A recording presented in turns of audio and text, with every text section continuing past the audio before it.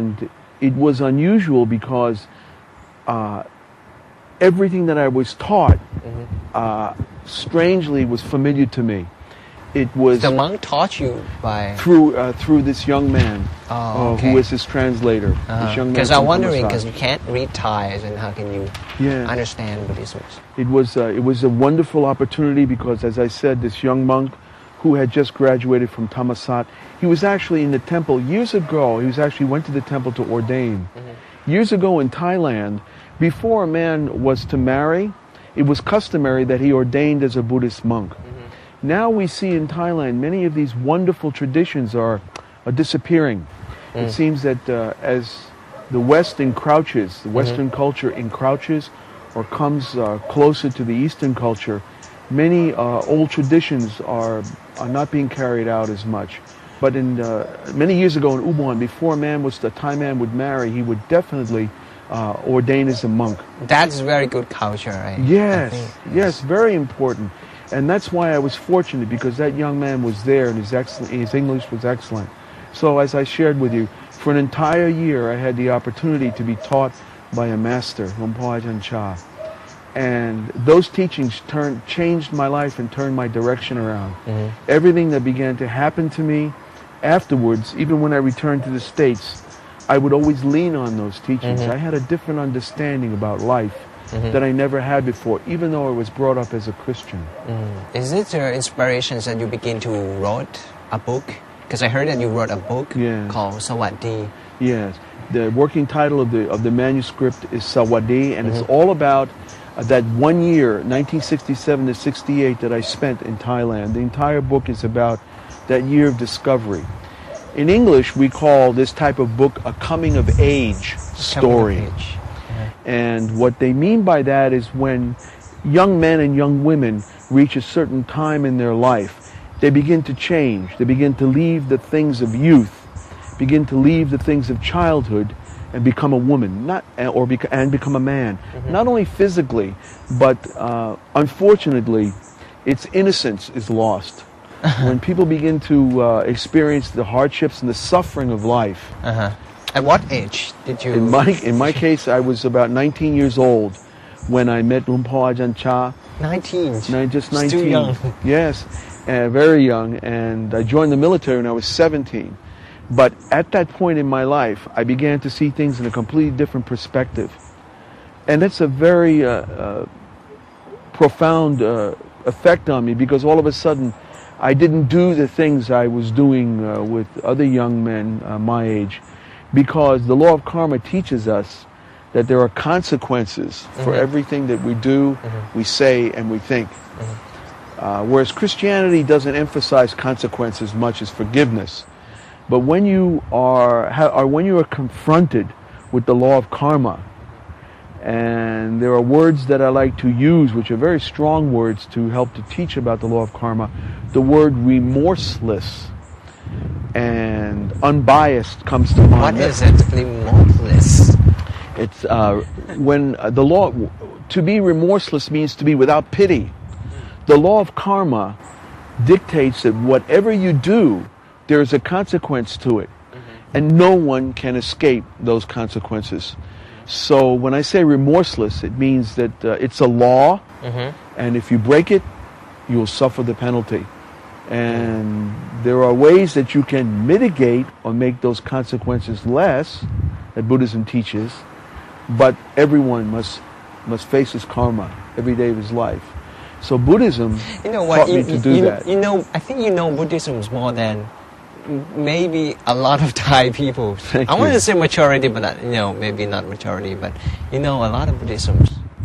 Yeah, as I said, it's very familiar to me, and it just fits perfect with my mindset. Because law of Dhamma, cause and consequences, everything. That is like the main point of the Buddhism. Yeah, the impact it has on a person's life makes you think. And Christianity teaches these principles, but you don't see them in action as much. Yeah. You don't see them in action as much.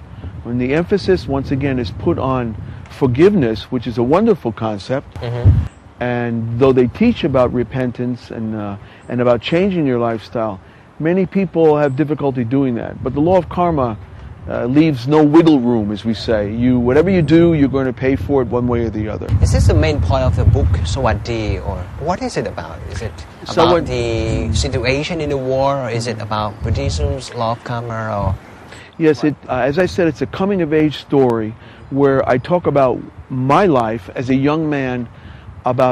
Remember, it was the first time I'd ever left the United States of America. I flew around the world, completely to the other side of the world, completely different culture, completely different language, in a time of war, yes, time of uncertainty. And the entire book is about that one-year experience, about life and death, about the suffering I saw, wartime suffering, but also about the wonderful, lovely Thai people. Who are unlike any people in the world. I learned about true kindness. I learned about genuine love and respect from the Thai people. And I learned about their wonderful king, whose shirt I wear today, commemorating his 60th year reign in Thailand. So, yeah, it made a profound difference in my life. And always from the moment I returned to the United States up until 6 or 7 years ago, my goal in life was to return to Thailand. Always was my goal. After that, I heard that you travel around the world. Yeah. Right. Can you name the countries? I've had the opportunity. I'm a licensed ordained Christian minister. You are. Yes. You are still in lifetimes. Yes, I currently hold a license. I'm an ordained Christian minister. I hold licenses with 2 large organizations in the States. And I've had the opportunity to be a speaker around the world. I've done medical missionary work in all through the United States, but particularly in Latin America. Which country? In Central, South America, all through Brazil. I've been to the Amazon jungle. Wow. And Africa, all through Africa, many parts of Southeast Asia, in Laos. Probably from the Amazon jungle to the cities and the streets of Brazil, working with young people, young children, prostitutes. I heard that you used to met the prince, right? Yeah, I had the opportunity to have an audience with the Prince of Swaziland in 1998, 99. And we had a very interesting exchange. So I've had the opportunity to travel around the world and do medical humanitarian work, and as a Christian minister as well. So you've been all around the world. Which country you interested the most? I mean, which countries impressed you the most? Well, probably overall, it's Thailand, without a doubt. But next to Thailand, I'd have to say Brazil. I worked in the city, the streets of Brazil with what they call the street children. These are young children ranging from the ages of 9, 10 years old that have been thrown out of their houses. They've left abusive homes, alcoholic parents who beat them, treated them terribly. So these children turn to the streets and live in the streets. So they are grouping each other and then... Yes, they move around in groups. They sleep under bridges, terrible poverty. Many of them as young as 12 years old, prostitutes, 13 years old, selling their bodies to survive. And I had the opportunity to work with a group of other Christian workers to reach out to these young people, to show them love, attention, kindness, and help them medically. They're treated very poorly in Brazil. And at the same time, from working in the steaming cities of Brazil, I had the opportunity to spend a long time in the jungles of Brazil, in the Amazon jungle, along the Amazon River, working with the natives there. So I would have to say Brazil is a fascinating country. And next to that, it would have to be Thailand. There's no place like Thailand anywhere in the world.